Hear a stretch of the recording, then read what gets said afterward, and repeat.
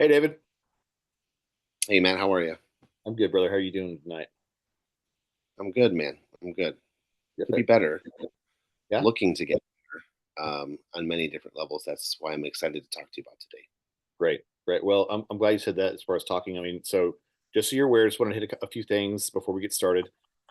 Just some touch points just to go over. I know we've talked about it in the past before in other classes potentially, but um, so number one, what we talk about here is completely confidential. Um, so I go by the ICF Code of Ethics, which really there's a lot of elements to it, but it really hones in around the idea of confidentiality, right? Because if you can't trust me, we can't have a great relationship, and we can't get anywhere if there's no trust, right? Mhm. Trust is the bedrock of everything. So just so you know, you're in a safe space. I'm for you, and nothing you say will be repeated outside of this conversation.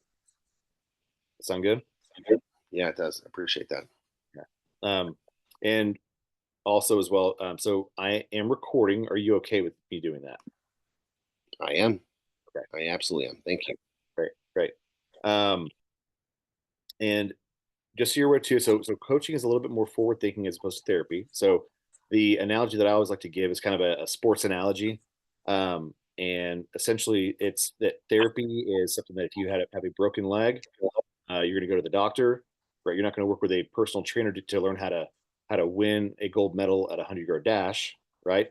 Um, that's what the coach does. They help you get that gold, right? Get that stuff that you're looking for. But if there's anything that needs to be kind of worked on, repaired, rehabilitated before you start working on that, going for the gold, that's where the therapy comes in, right? Got Um, it. and so I'll keep an eye out for anything like that that may I don't know. I don't suspect that it will, but anything that may be, where I feel like it'd be better for you to maybe either see a therapist and me as well, kind of alternate, or if maybe Mhm. you need to go see the therapist, if it's, something that you really need to dig through before we can make some real progress, go see them first and then come back and we can continue working. That sound good? It does. Great, great. And real quickly, is there anything pressing, like before we get started, that you really want to jump into that might get in the way of um, kind of accomplishing your goals tonight? Oh, I appreciate that question. That's a great question. What is pressing is what I want to talk about. Okay, great. So what is that? Well, long story short, um, I've got a long line of alcoholism in my family, and I have had my battles with alcohol um, for the better part of my adult life. And I myself am very, very busy, like yourself. I'm in the master's program. I have a full time job. I have twin 9 year olds. I have a wife who's not only a school principal but starting her own business. I've got two dogs and a cat. Um, did I mention I have a business that I'm trying to get off the ground? I'm trying to write. I'm trying to be a speaker. I'm trying to be an author. I'm trying to get social media on LinkedIn uh, flourishing so that I can build an audience. I'm trying to work out. I'm trying to get back into jujitsu and martial arts. Um, and a release that I have is alcohol. I'm terrified of dying from alcoholism. Um, I was sober about 18 months. And then around March, I started dabbling again. And I wouldn't say it's out of control, um, but it's happening a lot more and a lot more frequently than I would like. And I would really like to figure out a way to intellectualize or come up with a plan for removing it from my life. Um, and I just want one step tonight, right? I mean, we were talking about Minna Brown earlier tonight, and one of the best things that she ever taught me was that when you're creating a goal with the client, you have to be sure that it's not a boil the ocean kind of a topic. Like, I want to be happy. Can you make me happy in 45 minutes through this coaching? No, I can't. So what we do is we identify one thing, right, that we can do that might bring us more happiness. So um, I don't want to learn how to win the battle with alcohol tonight. what I want to learn how to win is um, identifying one way to begin the process of removing it from my life, probably forever. Yeah. I mean, I just want to say thank you for sharing that. I can see the shift um, when you let it out, and I appreciate you being vulnerable. It takes a lot of courage, man. Honestly, that's tough, especially with someone who is an achiever like you. I know that's hard. That can be hard, and so thanks, man, for being vulnerable. No problem, dude. Yeah, I I don't want it, so I'm taking every chance I can to cast this demon out. yeah. So before we get into kind of like the how, I wanted to kind of dig into the maybe the why. I know that we're typically trained not to go with the whys, right? But Sure. Yeah. Yeah. and maybe I can ask it, and maybe kind of throw something at you that you I'm know. gonna take you with me while I get something to drink. Yeah, Go ahead. yeah, you're And good, man. it's not a beer. Oh, I was just about to make a joke about that, and I didn't. Mm. Yeah. Yeah. Yeah. Go um, ahead. yeah. So, um, in terms of like you said that like that's kind of your release, right? Um, Yeah, it is. I mean, well, my vice. Yeah, pretty. It is. Yeah, it is. It yeah. is. What is it Yep. about it that makes it the release for you? Oh, I mean, what doesn't make it part of a release? What do you mean? Everything is better. Uh, you know, uh, your troubles disappear because the I don't give a f Yeah, factor increases. You literally, your body feels tingly. Um, my brain is always moving, so it gets to slow down. I get funnier. At least I think I do. Um, okay, it hurts to perform in sixth gear all day, and alcohol lubricates it. Helps cool the engine down. Helps slow my brain down. Gives me a buzz, which is nice, right? When you're hurting and you don't feel pain, that's nice. It's like when people give people a hard time about like drinking alcohol or doing whatever else they do, how could you do that to yourself? It's like, well, dude, don't you suffer? Like, life's hard, dude. yeah, Like, it's hard. And it quite literally, according to Homer Simpson, is the answer and the cause of all life's problems. But the first part is the answer. Dude, it's a cold beer, and nine of them are awesome, and they make you feel so much better. Not the next day.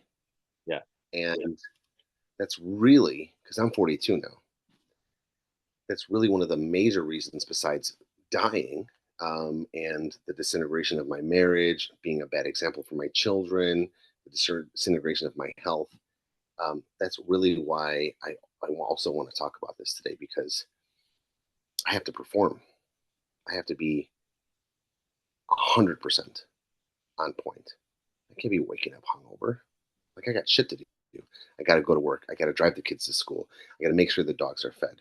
I have to make sure that my child who has ADHD, even though I have it, has her medication so that she can perform at school. Then I got to go to work and I got to speak and I got to coach and I got to train and I got to run workshops and I got to answer questions and I got to consult. Then I got to come home and I got to after I get the kids, I got to finish working, and then I got to work on my side business so that I can eventually get to, financial and timely freedom. Um, and then I got to support my wife, and then I have to take care of the kids and freedom and blah blah blah blah blah blah blah blah.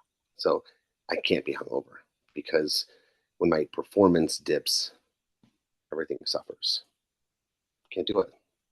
I can't live like that anymore. I don't want to, but I still want the release. So what the hell? It boggles the mind.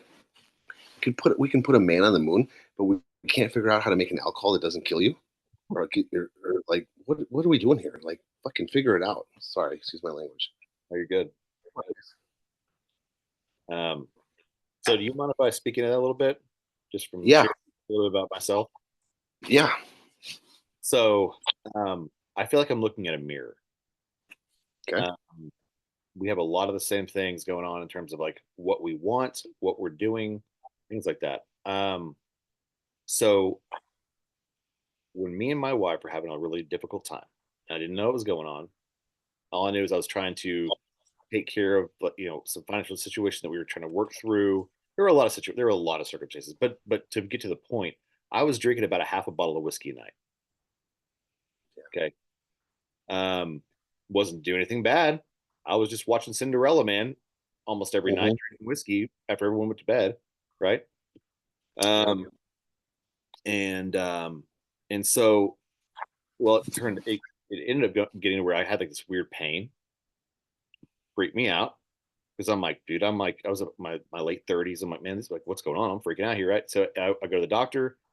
They do the sonogram. She's like, there's something there, and I was like, what is it? She's like, I can't say it. I'm like, oh great, I'm gonna die, right? Um, well, turns out I had like stage one fatty liver, which is not terrible. It can be reversed, right? And I was like, holy shit, I gotta figure out how to make this go away now, right? That was the probably one of the biggest pieces of my road to trying to taper all that back. And like, I was like, dude, what the hell are you doing with your life? Right? It's like you've been doing some great things. This has got a grip on you, right? And um, I can't remember if that was before or after I found out about all that crap. But either way, it was just like it was a mess. So it took a very sobering thing for me like that to really kind of snap me out of it. And so I'm curious, what have you tried in the past? Because you mentioned like 18 months sober, right? Like, what did you do like in those 18 months, like to get that kick started? I just decided Yeah, that was it. I knew how's this? I knew I was going in for my annual. yeah, So 90 days out from my annual, I abstained and I started eating healthy and working out and losing weight and taking milk thistle and all the shit, right? That you know what to do. And I was 190 pounds. My AST, ALT, albumin, bilirubin was like fucking awesome. yeah. You And I was like, dude, I got to keep it going because I like how I feel. Hmm. So I did. I did another, year and 3 months or whatever. And my wife's like, it'd be nice to have a glass of wine with you. It's your birthday. Like we're in Florida. Like, let's have a couple drinks. Okay. And that was it. So I don't want to blame my wife. It's my choice. And part of me is like, I told you I don't want to, but if you're leaning on me about it, I'll show you what I can do. Yeah, yeah, And I did, and I don't want to anymore. I really don't. I really don't. I don't, because I know I'll die yeah. because of it, and that's a shitty way to go. Because think of it like this, dude. It doesn't matter what you accomplish. All right, you could find the cure for cancer, but if you died of alcoholism, that's what comes first. It sucks. People are shitty. History books suck when it comes to that. Yeah, Even Abraham Lincoln, you know, he was a drunk. yeah, Not many people know that, but I do because yeah. I asked. I didn't know that. Dude was suffering from depression, drank the shit out of some rye and whiskey Hmm. all the time. Yeah. Okay. So I So think going back to your question, what do I do? Right? How do I do it? I just need to decide, which I am doing as we speak. Um, and tomorrow, I just get on the regimen that I know I can get on. Right? We're gonna take milk thistle. We're gonna do our vitamins. We're gonna start working out because that does give me some good dopamine and some good serotonin. It does reduce my cortisol levels. It helps me feel like I'm getting something done, and I get tired, right? So if I work out in the morning and I have a a good work day and I accomplish things and I feel good, excuse me, and then maybe I get a nice little maybe half an hour walk in or something, right? That makes me feel like I don't need that release. So I think that's what I need to do. I need to just go on the plan. Um, because, like with drinking, um, because it's difficult for me to just have one. So why have one when you can have nine? People are like, "Can't you just have one?" What? One? Like one stein that is a and a half? Yeah. I know. A I'd rather bottle have of wine. three. Right. Yeah. I'd rather have three, like one bottle, okay, and a Yeah. shot, okay, because I want to feel a buzz, because that is what gives me the release. Mhm. But when I work out and when I accomplish things and when I feel like I won at life without any type of intoxicant, I do have that buzz. And that does give me the release. And I will dedicate my shit to it on a consistent basis. And I will become well, a workaholic. So That, that's stuff. you cut out for a second. What was Huh? cut out for just a second? What was that? Oh, it's messed up that I'll become a workaholic. Oh, okay. Okay. And then I'll have to find balance and treatment for that. Yeah. But it's better than dying of alcoholism. Yeah. So let me ask you a question. Like, how was your confidence level in yourself, in like your self worth level, if you Mm. compare yourself now to back then, whenever you were doing all that? Like, you know, what would be the difference? Well, I feel like a piece of shit. Okay. Yeah, because I'm like 45 pounds heavier than I was before. Like I literally feel like a piece of shit. You know, my ankle is swollen because I rolled it at the beginning of the summer, and I know that if I was 45 pounds lighter, it'd be a lot better, right? I know that I wouldn't have to be so out of breath when I try to tie my shoes um, if I was 45 pounds lighter. So, I feel worse. I feel a ton worse. But when I was killing it, man, everything was better. Yeah. Everything was better. So I want that again, and I need that again because dude, I'm doing the double masters. Like I couldn't just look. I asked. I was like there at like process group like a year ago last summer, and I was like, "There's like a lot of overlap in these classes. Like, can you do both masters?" They're like, "Oh yeah, you can double up. You Double just with take one what? right." Oh shit! I shouldn't have told you. Um, so there's the masters of executive coaching and consulting, uh and then there's the masters of organizational leadership. Okay. I'm sorry. I shouldn't have even jumped into that. I'm getting off the You're topic. fine. You're fine. No, but I could not look at it on the same paper and not sign up. I just couldn't do it. I was like, dude, I can't not do this. And people are like, you're fucking nuts. And I'm like, I don't care. Um, I don't care because for every time someone says, dude, you're crazy. Why would you ever do that? I can come up with a quote because I've studied and say things like, well, why wouldn't you? Yeah. Right? You're going to live 2 more years anyway, and you either have it or you don't, and you'd wish you would. Right. You know, the pain of regret is far worse than the pain of discipline. And by the end of this, I'll have 3 master's degrees, and I'll be, you know, part of the 0.001% of the United States population. So why wouldn't Right. I? I can answer back Yeah. So for you can every see this in excuse. me, and I don't see that as a problem. Yeah. Well, But maybe we both have the same problem. yeah, yeah, because I already have a master's. Yeah. This By the time I knock these two out, it'll be three. So, how do I regard myself, or what's my level of self confidence? I'm confident in myself. I hate the way I feel. And I would feel better and more confident if these things weren't present.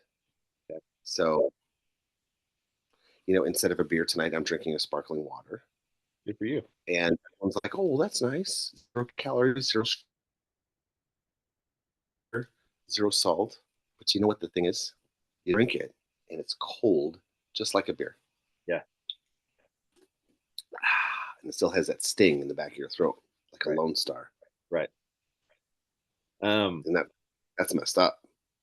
It's true. And you know what? I don't feel bad. I don't feel bad because I used to study addictions, and a lot of heroin addicts, they'll still shoot up water or saline really? just so, yeah, just so they feel it going into their vein. That's Wow. actually where I got the idea for these. Yeah, makes sense. I know. Makes sense. So, is there a particular time of day or a particular circumstance where it's like the pull for it's harder for you? 5:30, Okay. right before dinner. Mm-mm. Right before dinner. Ready to go. Work's all done. Dinner's ready. All we gotta do is just watch TV, eat dinner, and then that's it. Right? Maybe you got some homework, and homework can go a lot easier. It's a lot easier to write when you're a little loose. Yeah. Right? You're like, you know, Right. Right. the writer's block is gone. What do you think all the great writers drank? Right. Sure.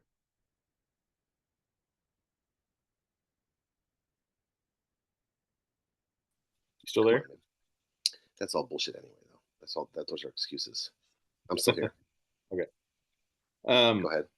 yeah. So, as far as like whenever you quit last time, I'm just curious, and I'm thinking logistically here. Um, is there a specific time frame from the time you stopped to a time where the pull for it like loosened from you, where it's like you're like you didn't feel like I have to have this. It's 5:30. I got to do this. Like, was like from the time you stopped till that time? I mean, or was there a time when it kind of got to that point? What's weird is that once I decide to turn it off, Yeah. it's done. Okay. But it has to be, it's like shutting down a nuclear reactor. It's not just like, I decided not to. No, Mhm. no, no, no. I mean, we've got to turn two keys at the same time. We've got to pull this lever. We've got to, close the door, then close the other door, then fill the whole thing up with concrete, then cover it up with mud, and then the decision is made. Does Yeah. that make sense? Yep. Once that's done, then the next day, 5:30 can come, and I'm like, yeah, I'm good, Yeah. and I can go indefinitely. But the decision to start again, well, that's really easy. That's what sucks. Okay. So So, it's the threat of starting again, not the pull to do it, that is the real problem. okay. Well, you mentioned last time that your wife asked, "Okay, it's your birthday, right?" And Yeah, so, yeah, and I know you don't want to put it on your wife. Totally get that. But yeah. No, but um, obviously you're in a little bit of a vulnerable state in that moment where you're like, "That sounds damn good. Let's do it." Right. yeah. So, um, do you know maybe what the mechanism was there that kind of made you have that kind of susceptibility to it? I'm processing. I'm thinking.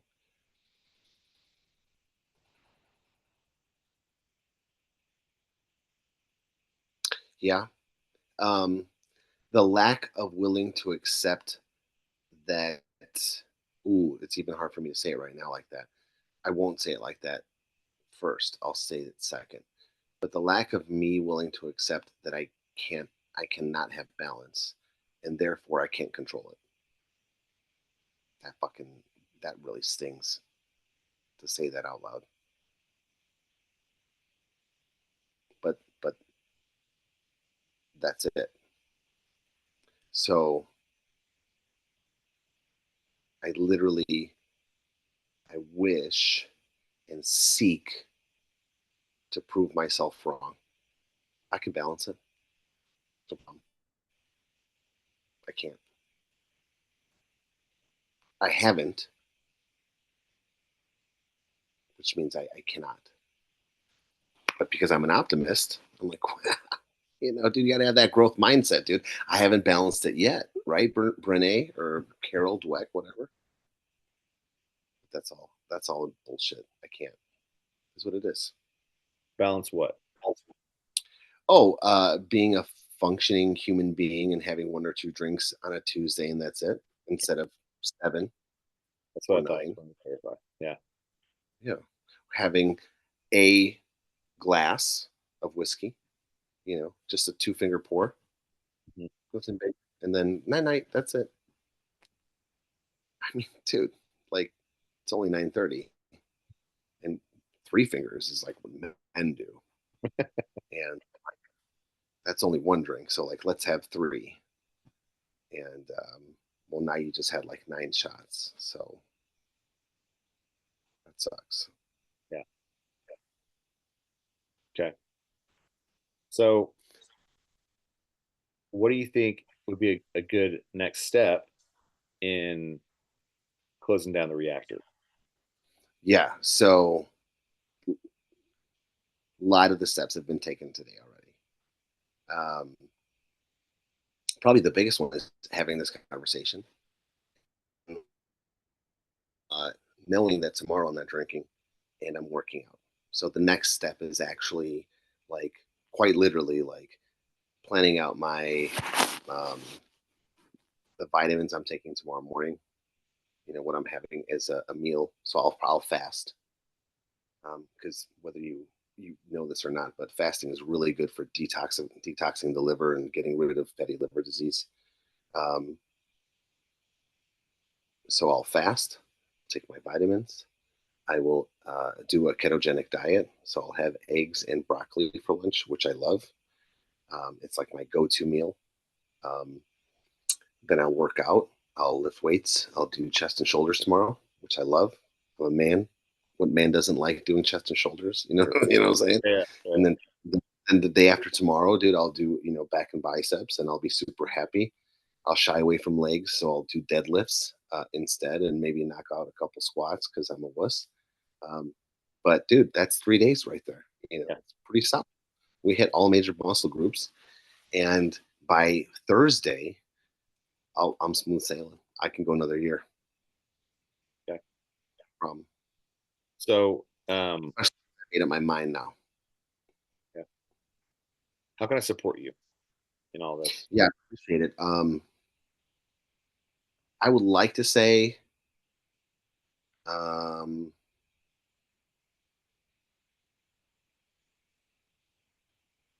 I would like to say that like, check up on me on Thursday and ask me how that weightlifting's going. Um, but the way I work, like that question's gonna piss me off, even though I asked you to ask me it, which is insane. But like, send me like a weightlifting emoji, Okay. and then I'll. Okay. That'll be just enough under the radar.